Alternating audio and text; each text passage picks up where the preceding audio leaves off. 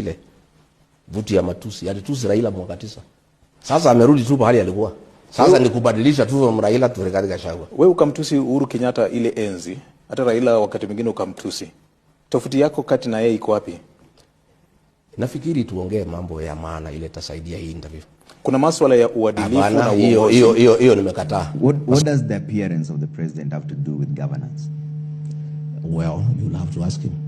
You are the one who described him. I'm saying it's you to ask him why he's so agitated. But I'm speaking to you, and you're the one who started this conversation. You are the one who asked him why he's so agitated. Rigathi Gachagua, you've been the second in command in this country. And you're now thinking of being the head of this country. Have you condemned Do you think those statements were regretful? What I would ask you to, have you as a president, whether he has regret? I'm speaking to you now, not to the president. We'll speak to the president at the right.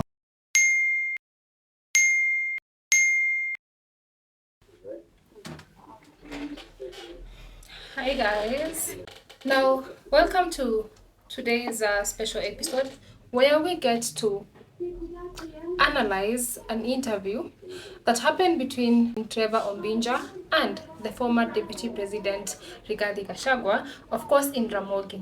Now, the main thing that has caught my eyes in the whole conversation is how people or Kenyans on X are saying that Trevor was biased in the whole interview.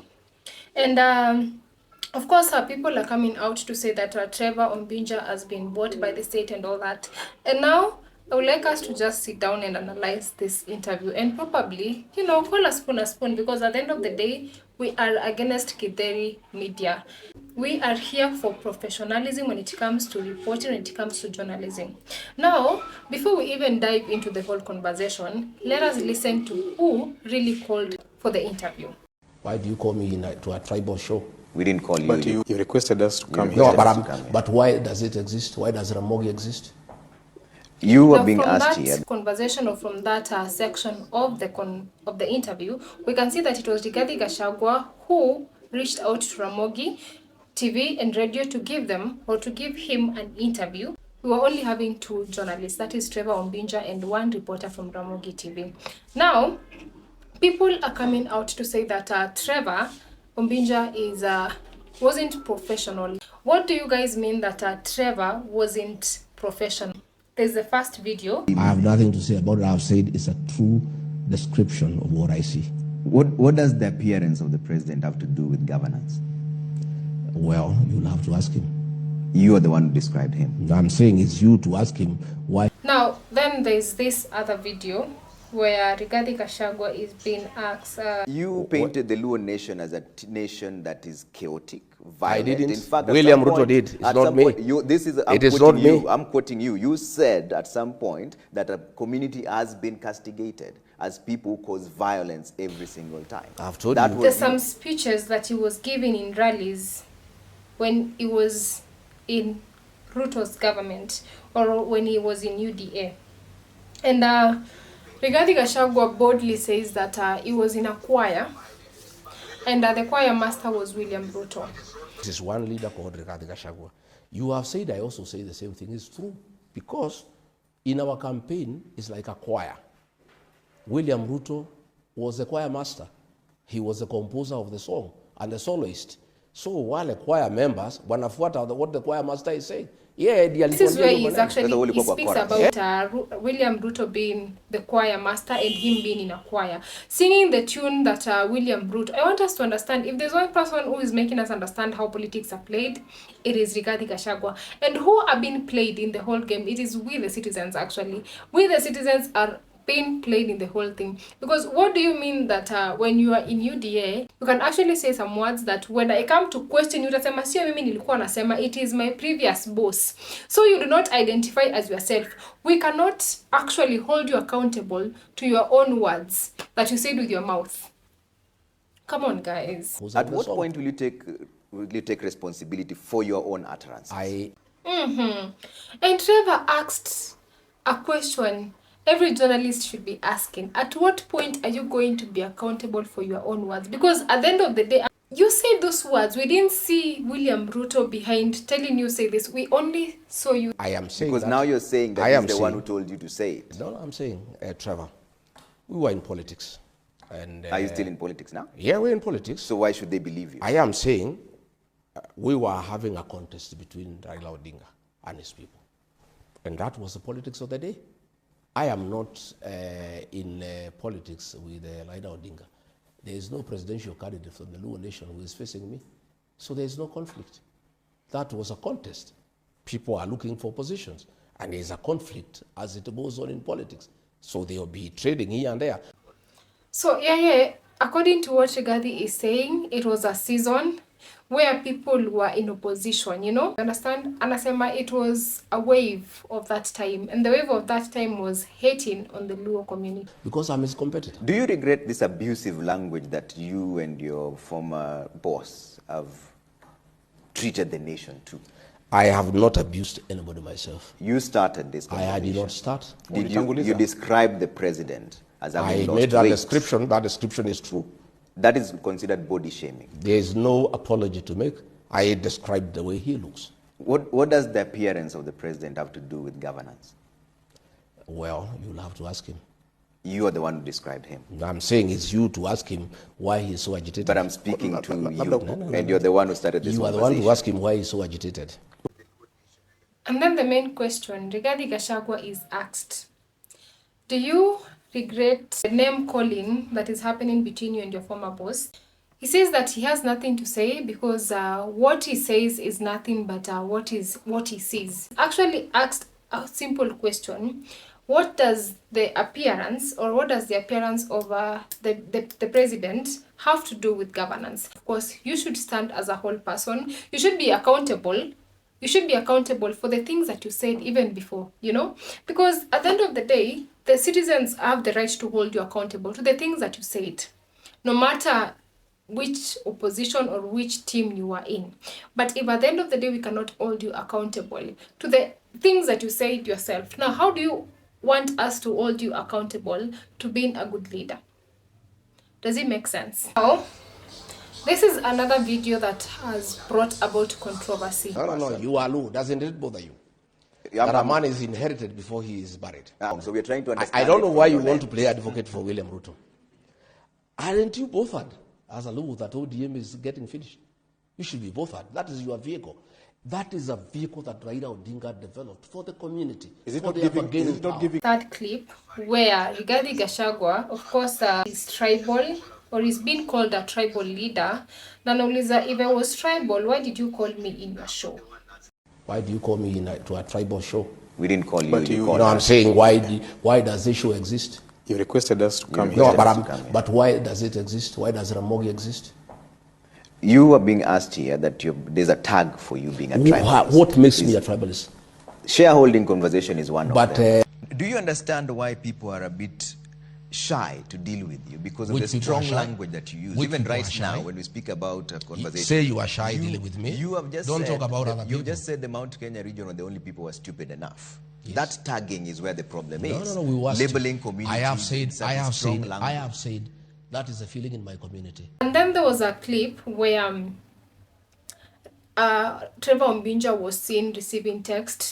Not just traveling, trying to make ends meet, and he said you there, he said you there and there, but he does everything, and that is what we want to change. We want to have a government that has institutions that are working. Okay. People who have been appointed, they can go and work. All right. People was like, oh, he's receiving text from people. He was receiving questions in real time, questions to ask. That is according to the allegations on X. They were saying that was what he was scrolling on the phones, the questions. That is why he was getting the question to ask. And of course, Trevor asked questions that Rigathi Gachagua himself, all the questions that have come across, Rigathi Gachagua alishindwa kujibu. What does the appearance of the president have to do with governance?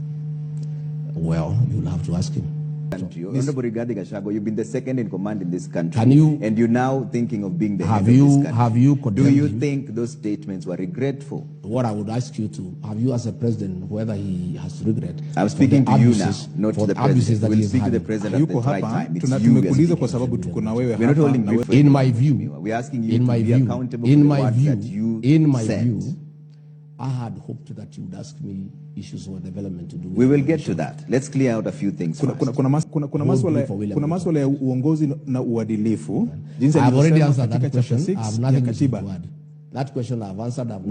Waliuza chama kwa pesa ngapi? We know these things, my if friend. We have been around for a long time. No, explain this for us. When Rigathi tells you your wife is pregnant, go and buy that. Let's explain.